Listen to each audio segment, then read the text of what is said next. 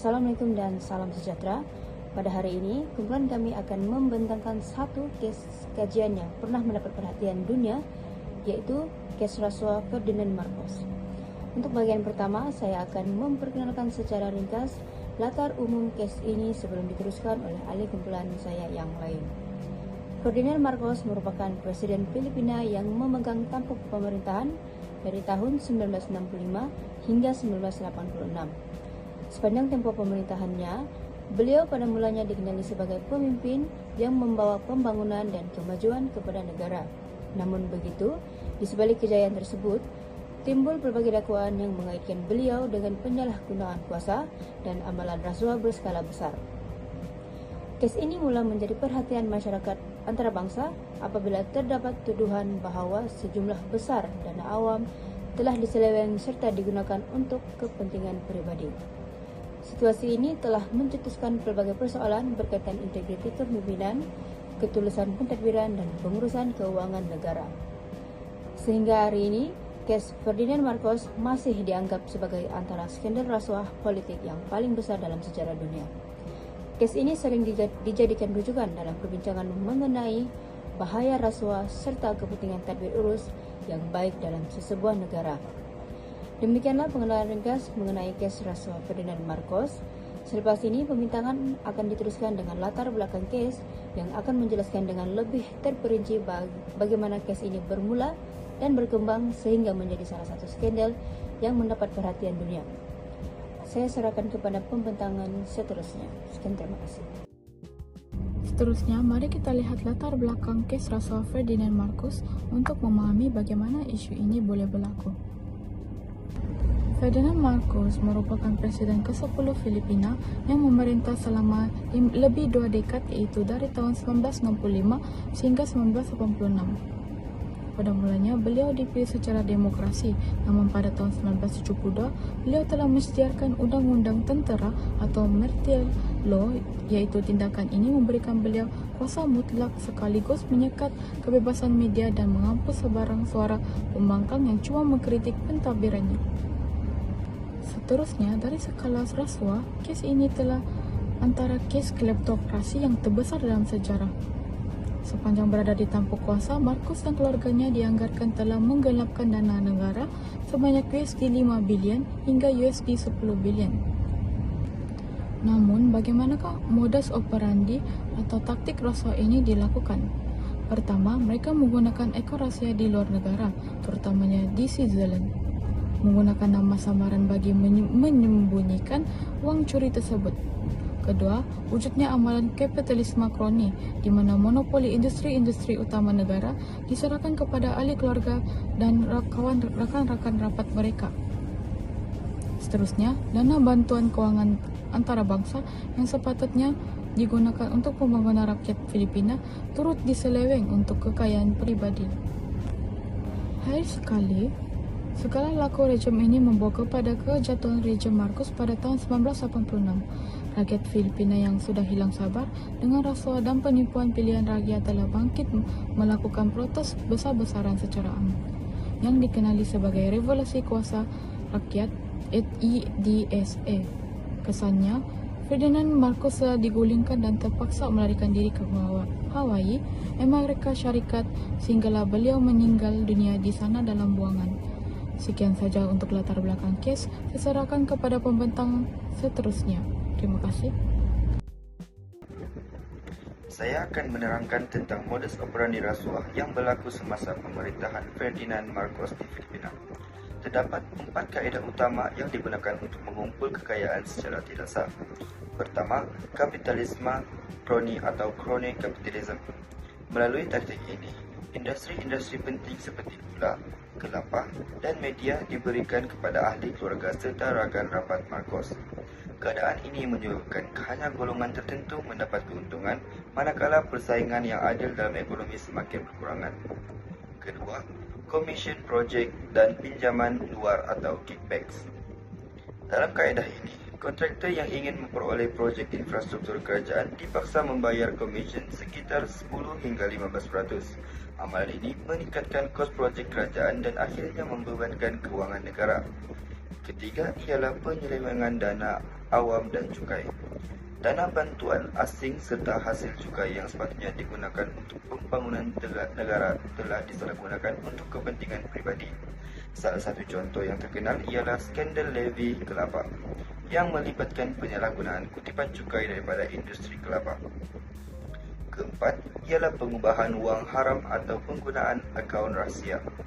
Marcos didakwa menyimpan wang melalui akaun bank di Switzerland menggunakan nama samaran seperti William Saunders dan Jane Ryan bagi menyembunyikan sumber kekayaan tersebut daripada pihak berkuasa. Impak utama daripada semua amalan rasuah ini sangat besar. Ekonomi Filipina mengalami kemerosotan akibat beban hutang yang tinggi dan kehilangan kepercayaan rakyat terhadap kerajaan. Akhirnya, keadaan ini mencetus revolusi kuasa rakyat pada tahun 1986 yang membawa kepada kejatuhan rejim Marcos. Kesimpulannya, rasuah yang berlaku bukan sahaja menjejaskan ekonomi negara, malah merosakkan sistem pentadbiran dan memberi kesan jangka panjang kepada kesejahteraan rakyat. Oleh itu, integriti dan ketulusan dalam pemerintahan amat penting untuk memastikan pembangunan negara yang mampat. Terima kasih. Assalamualaikum dan salam sejahtera. Nama saya Nisha Binta Chon, nombor matriks BW 25110909. Seterusnya, saya akan menerangkan tentang pendedahan kes dan tindakan undang-undang yang diambil terhadap Ferdinand Marcos. Pertama ialah pendedahan oleh media dan rakyat. Kes rasuah Ferdinand Marcos mula mendapat perhatian apabila media tempatan dan media antarabangsa mendedahkan kekayaan luar biasa yang dimiliki oleh keluarga Marcos. Berbagai laporan menunjukkan bahawa keluarga Marcos memiliki rumah agam yang mewah, barang kemas yang bernilai tinggi, serta simpanan wang yang berjumlah sangat besar di luar negara. Pendedahan ini mengejutkan rakyat Filipina disebabkan negara pada masa itu menghadapi masalah kemiskinan dan hutang negara yang tinggi serta kemerosotan ekonomi. Selain itu, rakyat semakin hilang kepercayaan terhadap pemerintahan Marcos akibat amalan rasuah, penyalahgunaan kuasa dan penindasan politik yang berlaku sepanjang pemerintahannya. Keadaan ini menjadi semakin tegang apabila selepas berlakunya pembunuhan pemimpin pembangkang iaitu Benigno Aquino Jr. yang berlaku pada tahun 1983. Peristiwa tersebut mencetuskan kemarahan rakyat dan menyebabkan demonstrasi besar-besaran di seluruh negara. Kepuncaknya ialah gerakan People Power Revolution yang berlaku pada tahun 1986 yang menyaksikan jutaan rakyat turun ke jalan raya secara aman untuk menuntut perubahan.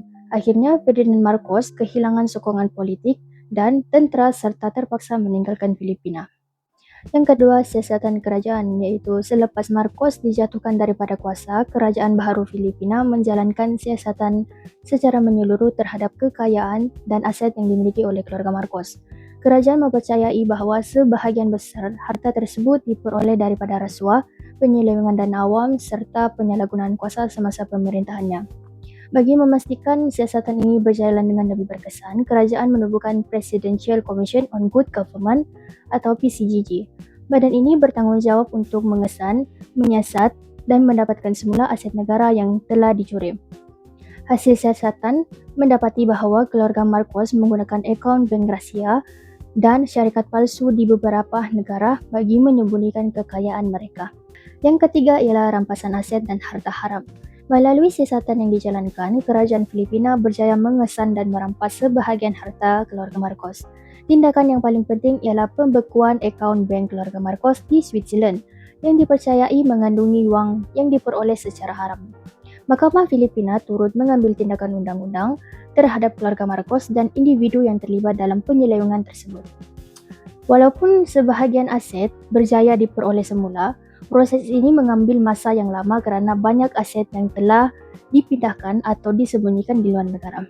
Kes ini akhirnya menjadi salah satu contoh kleptokrasi terbesar di dunia, iaitu penyalahgunaan kuasa oleh pemimpin untuk memperkayakan diri dengan menggunakan wang dan sumber negara. Sekian, terima kasih. Selamat sejahtera kepada pensyarah dan rakan-rakan sekalian. Nama saya Aswalani binti Sidung, memegang kad metrik BC 25110014.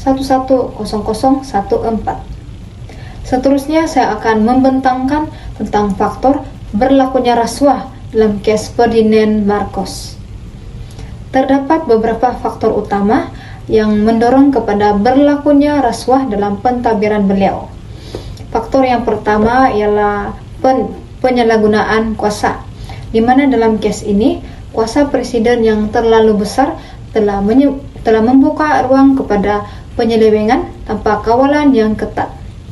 Hal ini menyebabkan keputusan kerajaan mudah dipengaruhi oleh kepentingan pribadi dan bukannya kepentingan rakyat.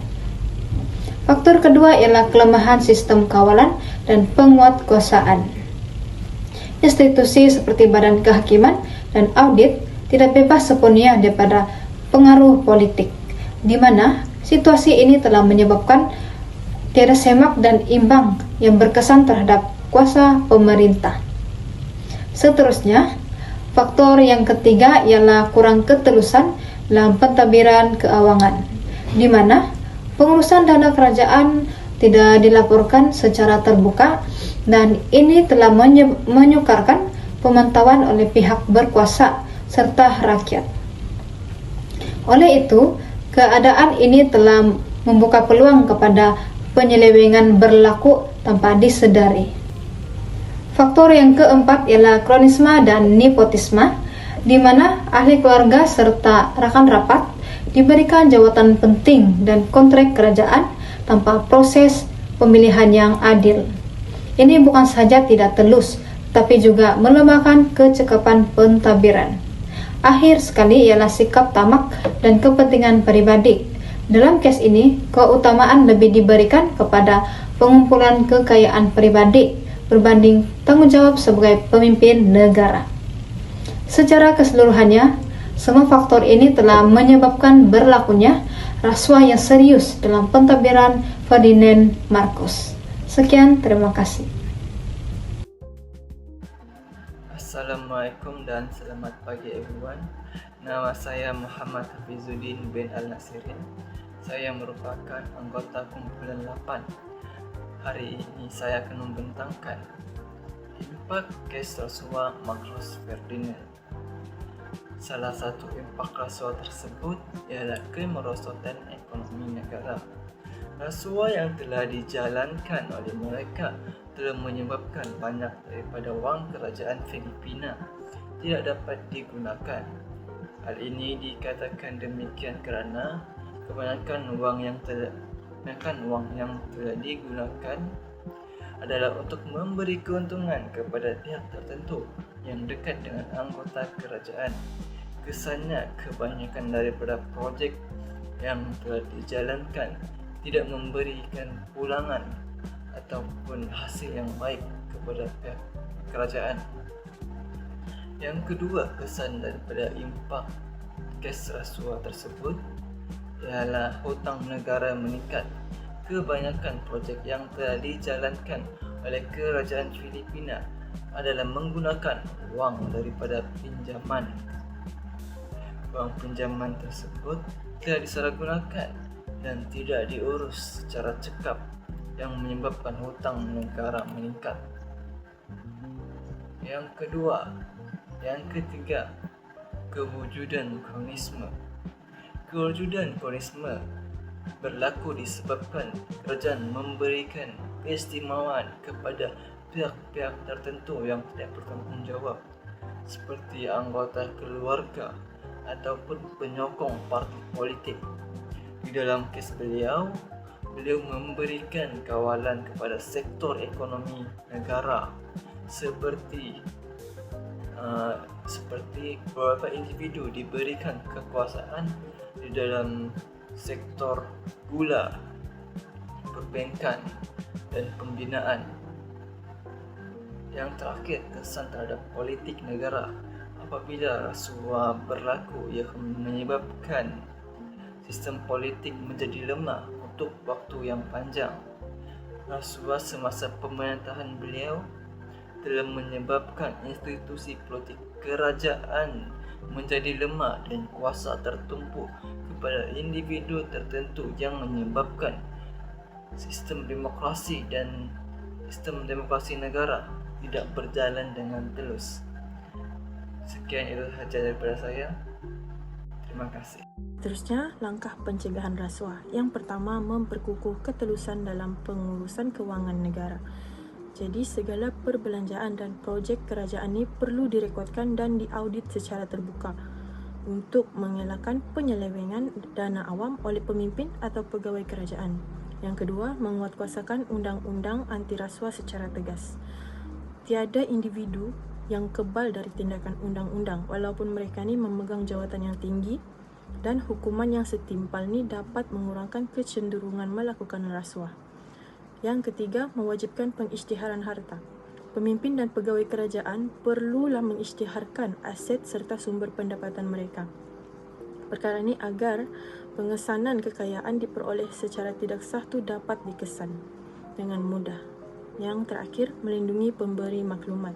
Jadi, individu yang melaporkan tindakan rasuah ni perlu diberi perlindungan undang-undang oleh pihak tertentu agar dapat menggalakkan lebih ramai lagi individu yang berani mendedahkan kesalahan rasuah. Seterusnya, cadangan penambahbaikan. Yang pertama, penggunaan teknologi digital dalam urusan kerajaan. Sistem e-perolehan dan pembayaran digital dapat mengurangkan peluang penyelewengan. Jadi, semua transaksi boleh dikesan dengan lebih mudah. Yang kedua, memperkasakan pendidikan integriti dan anti rasuah. Pendidikan mengenai etika dan integriti ini perlu diterapkan sejak di sekolah dan di universiti untuk membentuk masyarakat yang menolak rasuah. Yang ketiga, memperluas pengawasan oleh masyarakat dan media. Media bebas memainkan peranan sebagai pemantau terhadap salah guna kuasa dan rakyat boleh membantu meningkatkan accountability kerajaan.